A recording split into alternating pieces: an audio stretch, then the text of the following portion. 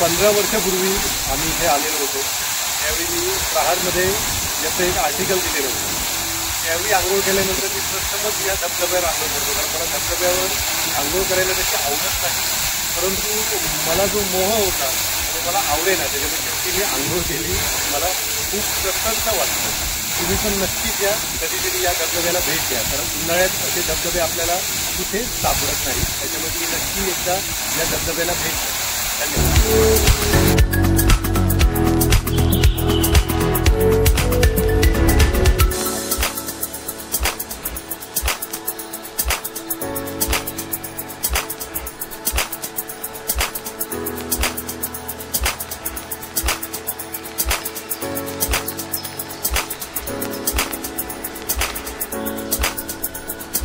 ते 90 फुटावरून कोसळणाऱ्या या पाण्यामुळे तयार झालेला हा धबधबा येरम नावाच्या ओढावर निर्माण झालेला आहे आणि म्हणूनच त्या अनुषंगाने या ठिकाणच्या लोकल किंवा स्थानिकांनी त्याचं नाव येरम धबधबा असं ठेवलेलं आहे।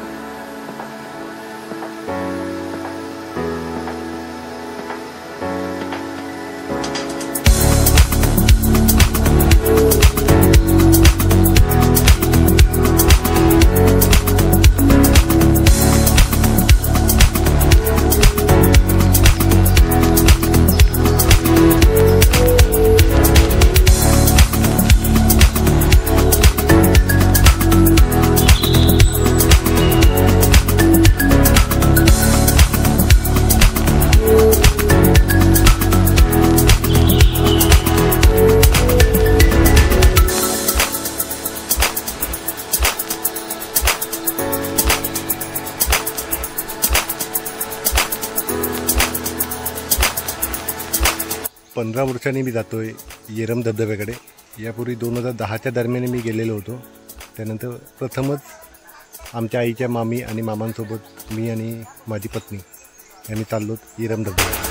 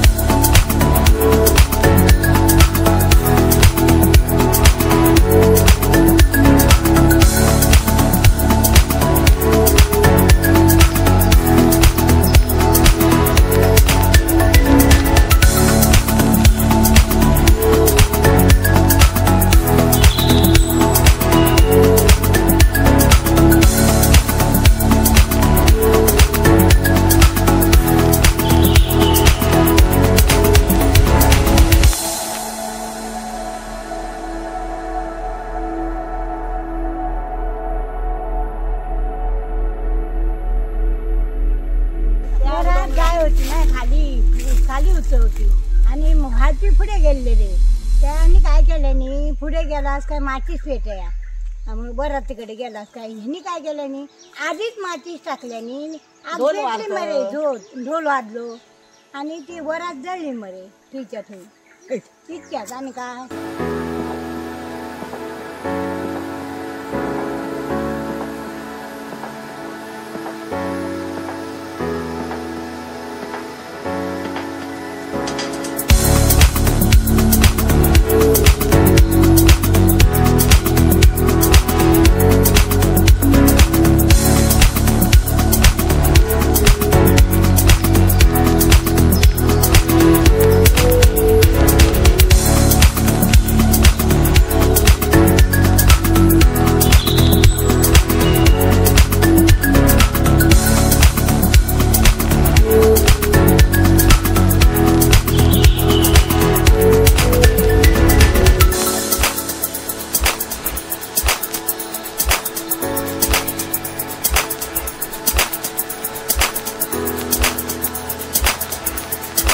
इथूनच आपल्याला धबधब्याचा आवाज येतो. बघा सुंदर पक्ष्यांचा आवाज येतो. छान वातावरण आहे.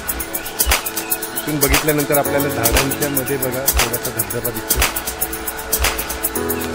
आवाज इथपर्यंत येतोय.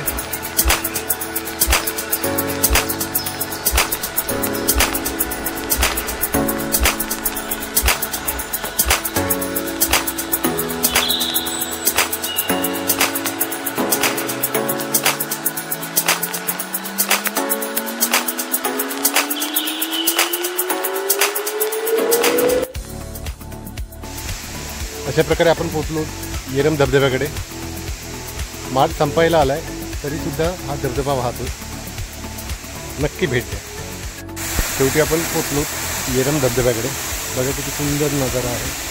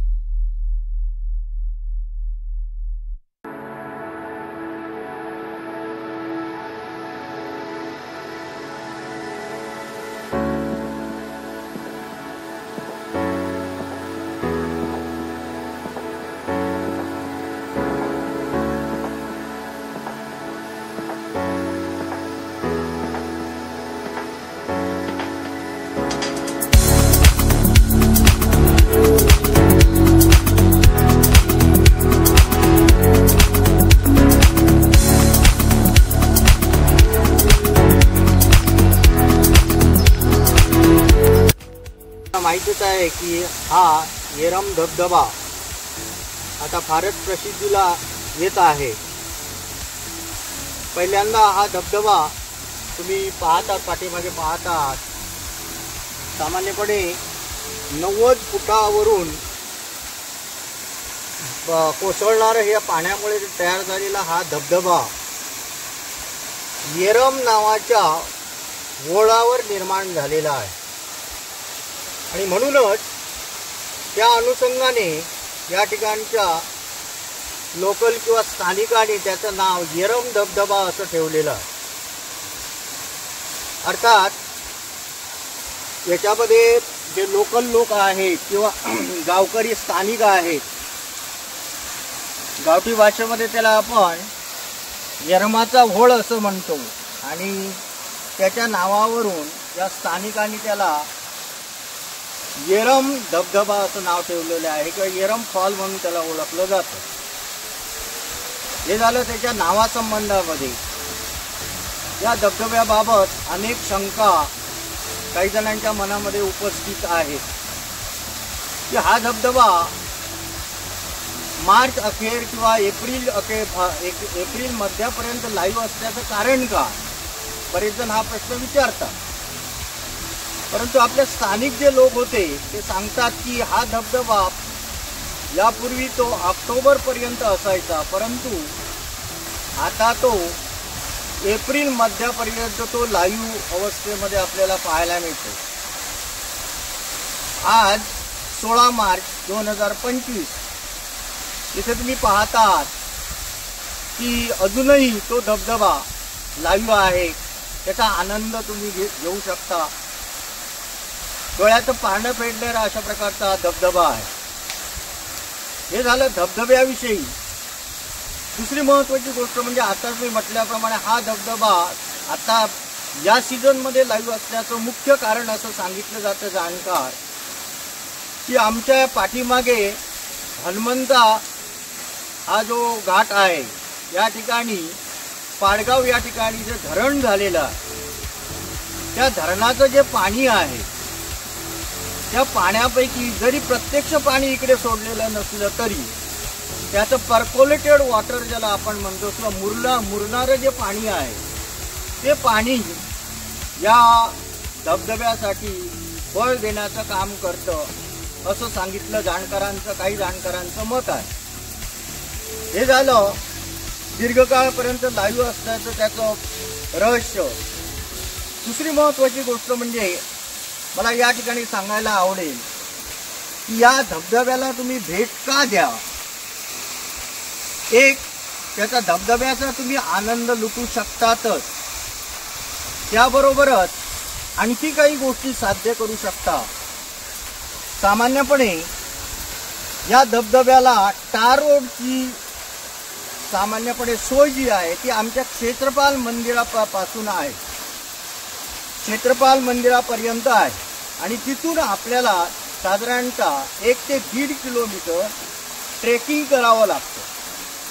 आणि हे ट्रेकिंग तुमच्या फिजिकल इफिशियन्सीसाठी तपासण्यासाठी हे अतिशय चांगलं माध्यम ठरू शकतं. आणि त्याच्यामुळे तुम्ही तुमची शारीरिक तपासणी करण्यासाठी आपण किती इफिशियंट आहोत हे तपासण्यासाठी तुम्ही हे ट्रेकिंग करायचं आहे. म्हणजे धबधबा पाहण्यासाठी तुम्ही येता आणि त्याच्याबरोबर हेही एक उद्दिष्ट तुम्हाला साध्य करता येईल.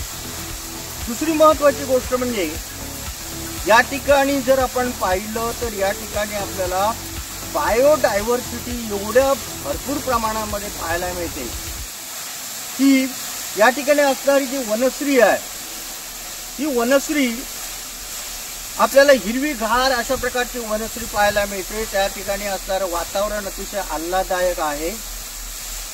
त्याचप्रमाणे या ठिकाणी बॉटनिकल जी संशोधन करणारी मंडळी आहे, वनस्पती शास्त्राचं जे संशोधन करणारी जी मंडळी आहे ही वनस्पती शास्त्राचे संशोधन करणाऱ्या मंडळीला या ठिकाणी असणारी बायोडायव्हर्सिटी जी आहे, जैवविविधता जी आहे, हे जैवविविधतेचा अभ्यास करण्यासाठी एक सुवर्ण संधी मिळू शकते.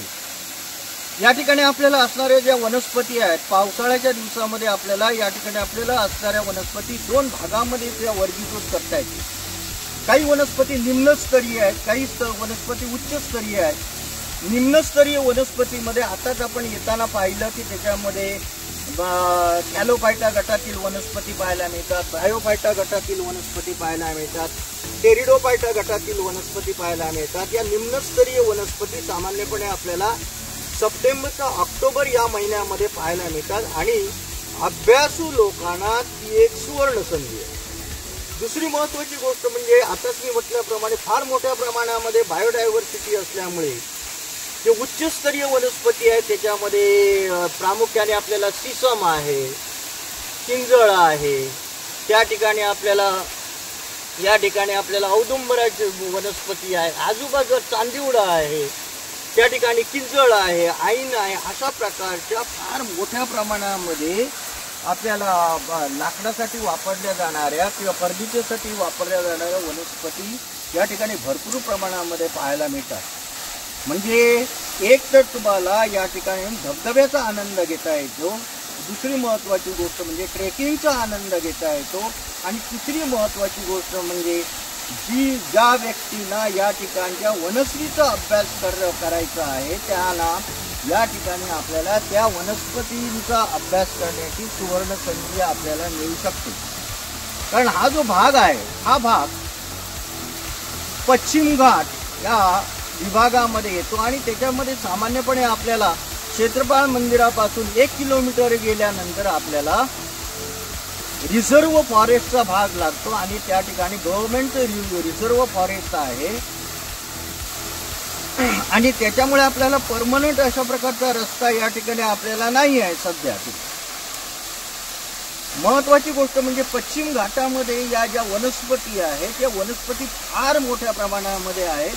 त्याच्याबरोबर काही दुर्मिळ वनस्पती जशा आहेत तशा दुर्मिळ प्राणी सुद्धा आपल्याला ठराविक सीझनमध्ये पाहायला मिळतात आणि म्हणून तुम्हाला या धबधब्याकडे या धबधब्याला तुम्ही जरूर भेट द्या आणि या ठिकाणी असणाऱ्या वनस्पतींचा अभ्यास करा, या ठिकाणी असणाऱ्या वातावरणाचा आनंद घ्या, या ठिकाणी तुमच्या शारीरिक तुमची किती इफिशियन्सी आहे ती तुम्हाला तपासून पाहता येते. म्हणजे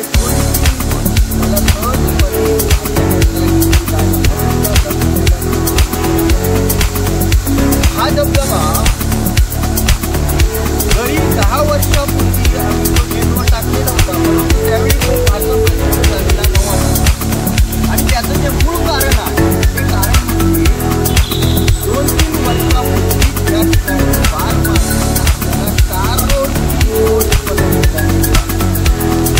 आणि आता 12 तारो पर्यटक फार मोठ्या प्रमाणामध्ये या ठिकाणी येत आहेत, त्याचा आनंद घेत आहेत.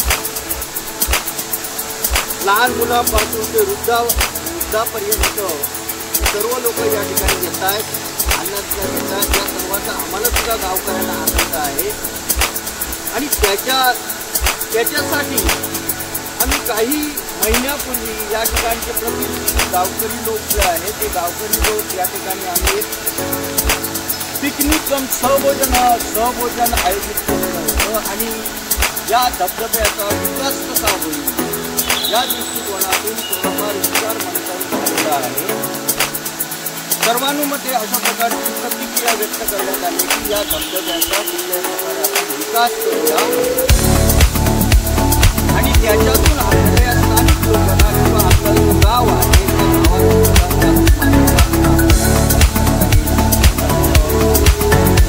त्या गावात झालेला आहे. या सर्व गोष्टी करत असताना आपल्याला याही गोष्टीची जाण ठेवणं गरजेचं आहे की क्षेत्रपाल मंदिरापासून आपल्याला साधारणतः 3 किलोमीटर जे अंतर आहे ते अंतर त्या ठिकाणी लोकवस्ती नाही आणि त्यामुळे या ठिकाणी येणाऱ्या पर्यटकाबाबत काही गोष्टी आपण त्याच्यासाठी पाळणं गरजेचं आहे, पर्यटकांनी पाळणं गरजेचं आहे, या ठिकाणच्या लोकांनी पाळणं गरजेचं आहे की या ठिकाणी कोणतीही अप्रिय घटना घडणार नाही याची प्रत्येकाने काळजी घेतली पाहिजे. कारण आता मी म्हटल्याप्रमाणे 1.5 किलोमीटर पर्यंत आपल्याला कुठल्याही प्रकारची माणसं जनवस्ती जी आहे ही जनवस्ती पाहायला मिळत नाही. आणि त्याच्यामुळे प्रत्येक पर्यटकाने आपण या ठिकाणी आनंद लुटण्यासाठी येतो आहोत. हेच एकमेव लक्षात या ठिकाणी यावं. कुठल्याही प्रकारचं दुसऱ्या माणसाला किंवा या ठिकाणी माणसाला किंवा स्थानिक लोकांना लाभ करायला खबरदारी घ्यावी. अशा प्रकारची सर्वांना विनम्रपणे या माध्यमातून विनंती करतो आहे. आणि या उपरांत जर तुम्हाला याबाबत तुम्हाला ही बोलण्याची संधी दिलेली आहे त्याबद्दल तुमचं नाईक आणि सर्व टीमचे मी मनपूर्वक आभार मानतो. आणि काय जर तुम्हाला विचारायचं असेल या संदर्भामध्ये, कारण त्याच्यामध्ये समज बऱ्याच जणांचं असतं, तर आताच आम्ही म्हटल्याप्रमाणे या धबधब्याचं नाव हे येरमक आहे. आणि काही जणांनी जर संभ्रमाने किंवा अनावधाने त्याचं नाव बदललेलं असेल तर कृपया त्याचं नाव येरमक आहे. आणि ते आपण त्याच्या मूळ ओळ जो आहे त्या ओळाच्या अनुषंगाने स्थानिक लोकांनी ठेवलेलं आहे. आणि त्याच्यामुळे त्या दुरुस्तीसाठी या ठिकाणी नाव काढण्याचा प्रयत्न केलेला. महत्त्वाची गोष्ट म्हणजे या ठिकाणी आल्यानंतर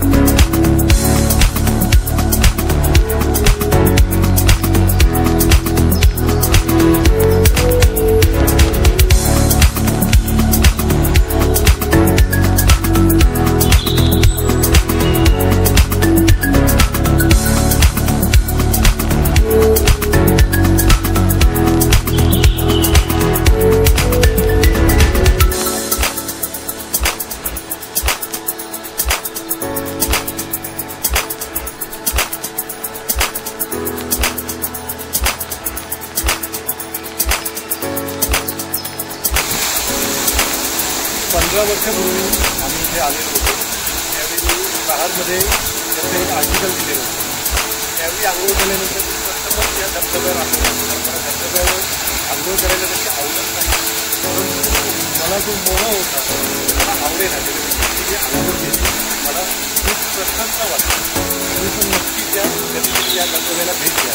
कारण ते धबधबे आपल्याला तिथे सापडत नाही. त्याच्यामुळे मी नक्की एकदा या धबधब्याला भेट